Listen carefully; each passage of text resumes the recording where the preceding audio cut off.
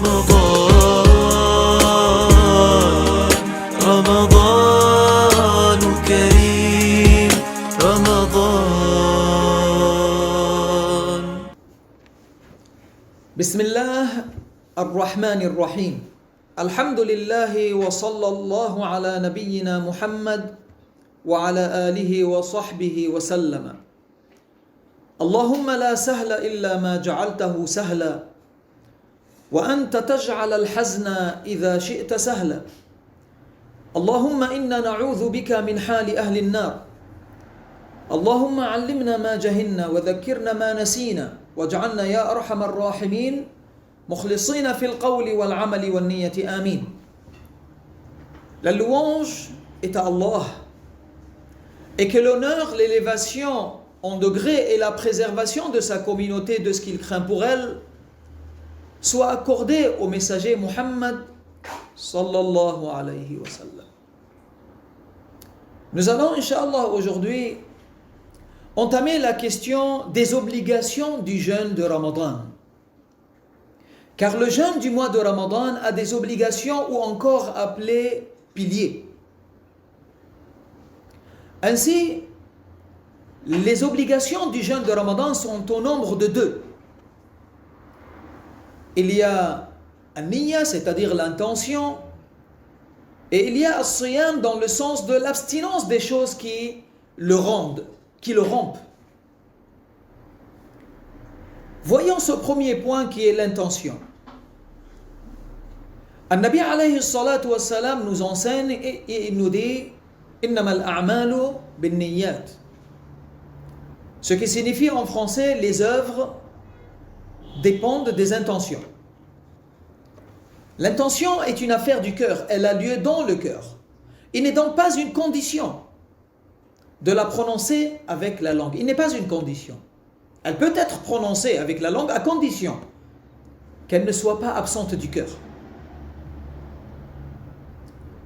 Par contre, il est un devoir de faire cette intention pendant la nuit qui précède le jeûne.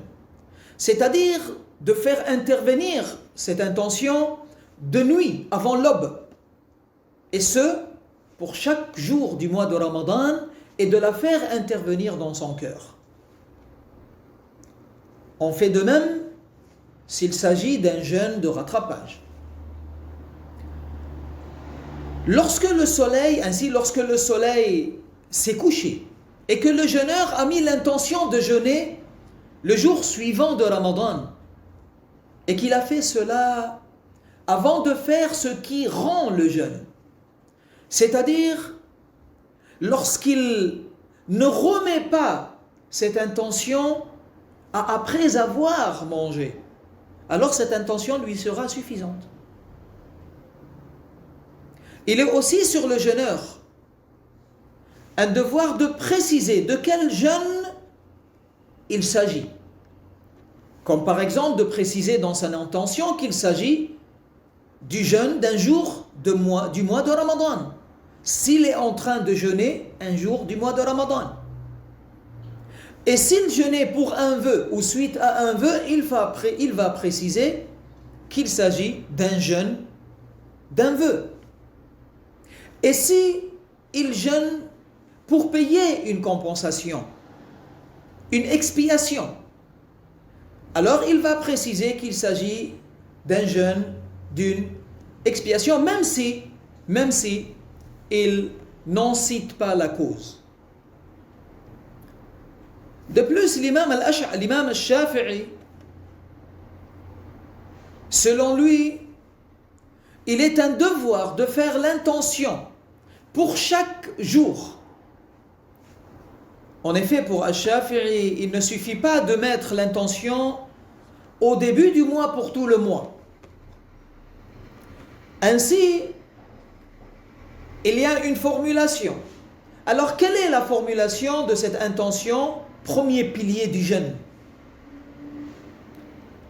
Les savants ont dit l'intention complète durant le mois de Ramadan est de dire dans son cœur, d'avoir cette intention, j'ai l'intention de jeûner le jour qui vient du mois de Ramadan de cette année par acte de foi et par recherche de l'agrément de la récompense de Allah Ta'ala.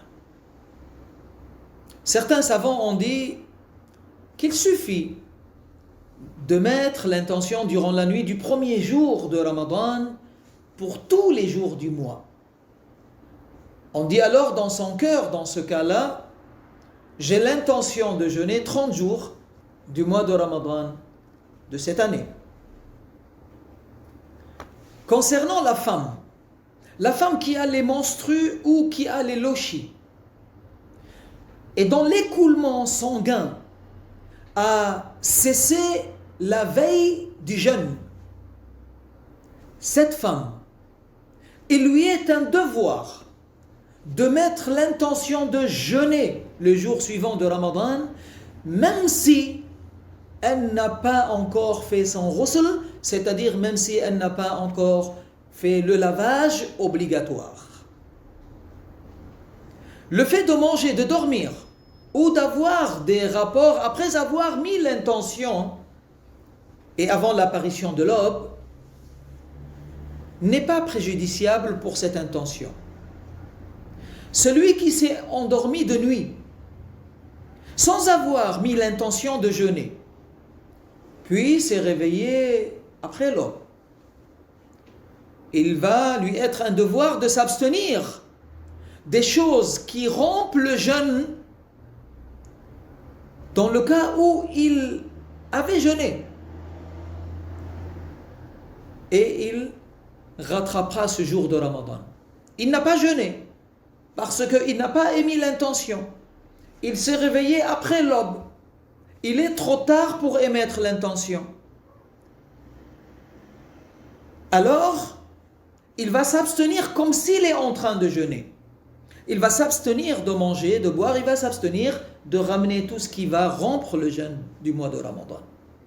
Puis ce jour-là, après Ramadan, il le rattrapera. Le second pilier du jeûne de Ramadan, c'est l'abstinence des choses qui rompent le jeûne. Il est donc un devoir de s'abstenir de manger, de boire et d'introduire tout ce qui a un volume même petit dans la tête, le ventre ou ce qui est semblable, à partir d'un orifice ouvert tel que la bouche ou le nez, même s'il s'agit de petites particules comme la fumée de cigarette, ou encore de faire introduire à partir des orifices inférieurs, antérieurs ou postérieurs. Et cette abstinence, manger, boire, introduire quelque chose par un orifice ouvert tel que la bouche et le nez, ou encore par des orifices inférieurs, antérieurs ou postérieurs, cette abstinence sera depuis l'aube jusqu'au coucher. Maintenant, pour celui qui mange ou boit par oubli, même en grande quantité, et même durant le jeûne surérogatoire, il n'a pas rompu son jeûne.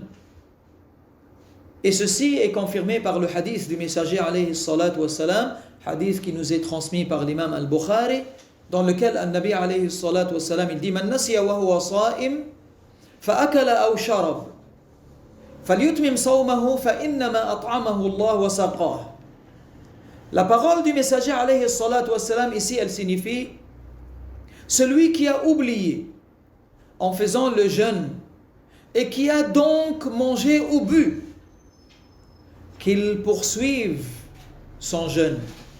C'est Allah qui l'a nourri et abreuvé. Il est également, depuis l'aube jusqu'au coucher du soleil, un devoir de s'abstenir pour le jeûneur de provoquer le vomissement délibérément. Par exemple, de provoquer le vomissement en introduisant son doigt dans sa bouche. Car s'il le fait, il aura rompu son jeûne, même s'il n'en a rien avalé de ce qui est sorti. Et celui, par contre, qui a vomit sans l'avoir provoqué, mais n'en a rien avalé. Il n'a pas rompu son jeûne. Cependant, il se purifie la bouche avant d'avaler sa salive. Le messager alayhi salatu wassalam a dit dans ce hadith rapporté par Al-Hakim, Abu Daoud, Al-Nasa'i, Ibn Majah et Al-Tirmizi, il nous dit alayhi salatu wassalam: Man zara'ahu al-qay, ay ghalabahu al-qay, wa huwa sa'im, falaysa alayhi qada, wa man istaqa falyaqdi. Le hadith signifie celui qui a été gagné par le vomissement alors qu'il faisait le jeûne ne doit pas de rattrapage. Mais celui qui l'a provoqué doit rattraper. Il est également pour le jeûneur de s'abstenir depuis l'aube jusqu'au coucher du soleil du rapport sexuel et de faire sortir le mani, c'est-à-dire le sperme ou son équivalent féminin. Que cela soit par la masturbation ou le contact, car cela annule le jeûne. Quant à l'émission du mani à la suite d'un regard, même si il s'agit d'un regard interdit dans la loi, ou bien suite à une imagination, cette émission ne rompt pas le jeûne. Walhamdulillahi wassalatu wassalamu ala rasulillah. Inch'Allah, nous continuerons la suite des jugements concernant Ramadan et de ses règles la fois prochaine, si Allah Ta'ala nous laisse la vie. Walhamdulillahi والصلاة والسلام على سيدنا محمد وعلى آله وصحبه وسلم. الحمد لله رب العالمين.